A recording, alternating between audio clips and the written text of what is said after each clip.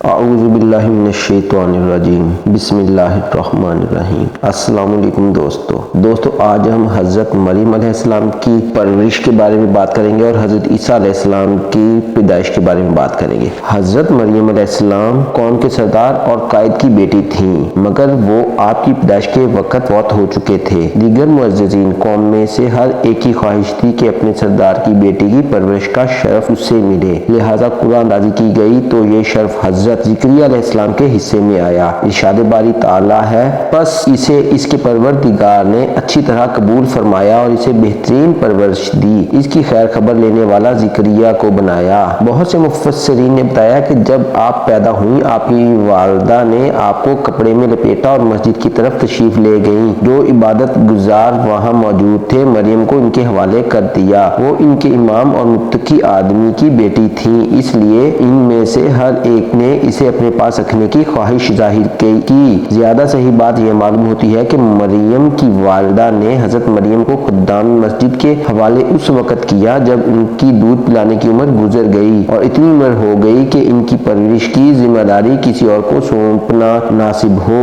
جب آپ کو خدام مسجد کے حوالے کیا گیا تو ان میں اختلاف پیدا ہو گیا کہ آپ کی سرپرستی کون کرے گا۔ حضرت زکریا علیہ السلام ان کے نبی تھے اور حضرت زکریا علیہ السلام کی زوجہ محترمہ حضرت مریم علیہ السلام کی بہن یا خالہ تھیں، اسی لیے آپ نے چاہا کہ یہ شرف ان کو حاصل ہو۔ دوسرے خدام بھی یہی خواہش رکھتے تھے، اس لیے انہوں نے قرآن دازی ڈالنے کی تجویز پیش کی۔ چنانچہ قرآن دازی ہوئی تو قرآن دازی حضرت زکریا علیہ السلام ہی کے نام نکلی، کیونکہ خالہ ماں کے مقام پر ہوتی ہے۔ ارشاد باری تعالیٰ ہے، اور زکریا اس کے کفیل ہوئے کیونکہ قرآن دازی میں ان کا نام نکلا تھا، جیسا کہ دوسرے مقام پر ارشاد ہے، اے محمد صلی اللہ علیہ وآلہ وسلم، یہ باتیں اخبار غیب میں سے ہیں جو ہم تمہارے پاس بھیجتے ہیں۔ اور جب وہ لوگ اپنے قلم ڈال رہے تھے کہ مریم کا کفیل کون بنے گا تو تم ان کے پاس نہیں تھے اور نہ اس وقت ہی ان کے پاس تھے جبکہ وہ آپس میں جھگڑ رہے تھے۔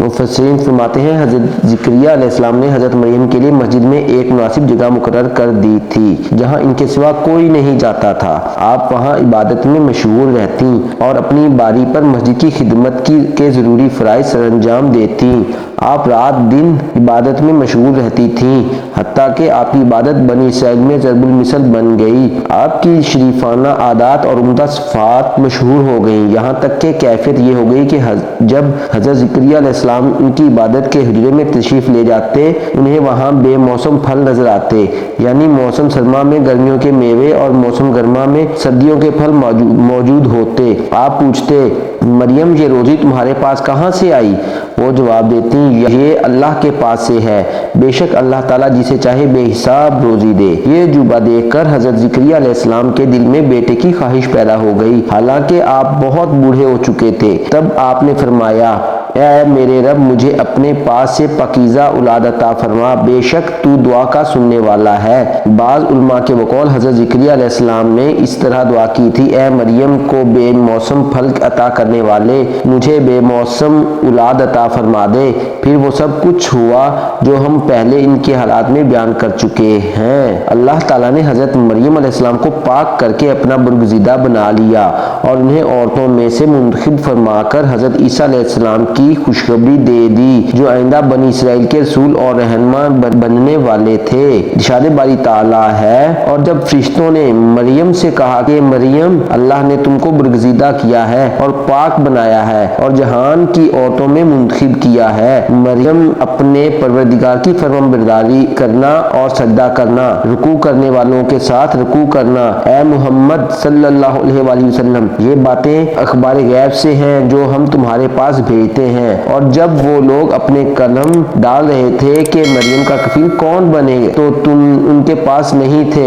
اور نہ اس وقت ہی ان کے پاس تھے جب وہ آپس میں جھگڑ رہے تھے۔ جب فرشتوں نے مریم سے کہا کہ اے مریم، اللہ تم کو اپنی طرف سے ایک فیض کی بشارت دیتا ہے جس کا نام مسیح عیسیٰ ابن مریم ہوگا، دنیا اور آخرت میں بآبرو اور خاصوں میں سے ہوگا اور ماں کی گود میں اور بڑی عمر کا ہو کر لوگوں سے یکساں کلام کرے گا اور نیکوکاروں میں ہوگا۔ مریم نے کہا کہ پروردگار میرے ہاں بچہ کیسے ہوگا کہ کسی انسان نے مجھے ہاتھ تک نہیں لگایا۔ فرمایا کہ اللہ اسی طرح جو چاہتا ہے پیدا کرتا ہے، جب وہ کوئی کام کرنا چاہتا ہے تو ارشاد فرما دیتا ہے کہ ہو جا تو وہ ہو جاتا ہے، اور وہ انہیں لکھنا پڑھنا اور دانائی اور تورات اور انجیل سکھائے گا، اور بنی اسرائیل کی طرف پیغمبر ہو کر آئیں گے اور کہیں گے کہ میں تمہارے پاس تمہارے پروردگار کی طرف سے نشانی لے کر آیا ہوں۔ وہ یہ کہتے کہ تمہارے سامنے مٹی کی مورت بشکل پرندہ بناتا ہوں، پھر اس میں پھونک مارتا ہوں تو وہ اللہ کے حکم سے سچ مچ پرندہ بن جاتا تھا،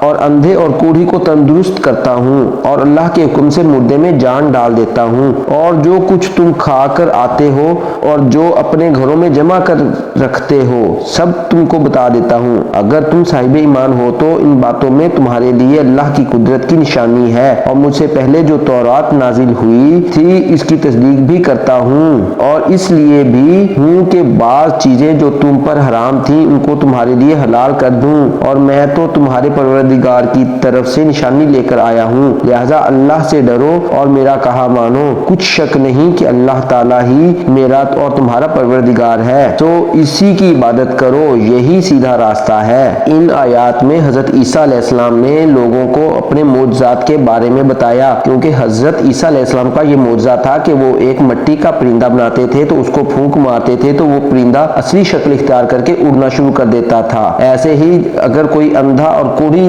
ہوتا تھا تو حضرت عیسیٰ علیہ السلام اس کو بھی بالکل تندرست کر دیتے تھے، اور اگر کوئی مردہ ہوتا تو مردے میں جان بھی ڈال دیتے تھے۔ یہ بھی معجزہ حضرت عیسیٰ علیہ السلام کو ملا تھا جو اللہ تعالیٰ کی طرف سے انہیں ملا تھا، اور یہ بھی ایک معجزہ حضرت عیسیٰ علیہ السلام کو ملا تھا کہ اگر لوگ کچھ بھی کھا کر گھر سے آتے تھے تو حضرت عیسیٰ علیہ السلام ان کو یہ بتا دیتے تھے کہ تم گھر سے کیا کھا کر آئے ہو۔ حضرت انس رضی اللہ تعالیٰ عنہ سے روایت ہے کہ رسول اللہ صلی اللہ علیہ وآلہ وسلم نے فرمایا، 4 خواتین تمام جہانوں کی عورتوں سے افضل ہیں: مریم بنت عمران، فرعون کی بیوی آسیہ، خدیجہ بنت خلید اور فاطمہ بنت رسول اللہ صلی اللہ علیہ وآلہ وسلم۔ حضرت عائشہ رضی اللہ تعالیٰ عنہا سے روایت ہے کہ انہوں نے حضرت فاطمہ رضی اللہ تعالیٰ عنہا سے فرمایا، جب آپ نے جھک کر نبی کریم صلی اللہ علیہ وآلہ وسلم کی بات سنی تھی تو آپ کیوں رو پڑی تھیں اور پھر کیوں ہنس دی تھی؟ حضرت فاطمہ رضی اللہ تعالیٰ عنہا نے فرمایا، نبی کریم صلی اللہ علیہ وآلہ وسلم نے فرمایا تھا کہ آپ اسی بیماری میں وفات پا جائیں گی، اس پر مجھے رونا آ گیا۔ پھر میں جھکی تو آپ نے فرمایا کہ گھر کے افراد میں سے سب سے پہلے میں فوت ہو کر آپ سے جا ملوں گی، اور یہ بتایا کہ میں مریم بنت عمران کے سوا تمام خواتین جنت کی سردار ہوں گی۔ تب میں ہنس دی۔ اس سے معلوم ہوا کہ مذکورہ بالا 4 خواتین میں سے حضرت مریم علیہ السلام اور حضرت فاطمہ علیہ السلام کا درجہ زیادہ ہے۔ حضرت ابو موسیٰ رضی اللہ تعالیٰ عنہ سے روایت ہے کہ رسول اللہ صلی اللہ علیہ وآلہ وسلم نے فرمایا، مردوں میں تو بہت سے افراد کامل ہوئے، عورتوں میں صرف فرعون کی بیوی آسیہ اور مریم بنت عمران کامل ہوئیں۔ عائشہ رضی اللہ تعالیٰ عنہا دوسری عورتوں سے اس طرح افضل ہے جس طرح سے دوسرے تمام کھانوں سے افضل ہوتا ہے۔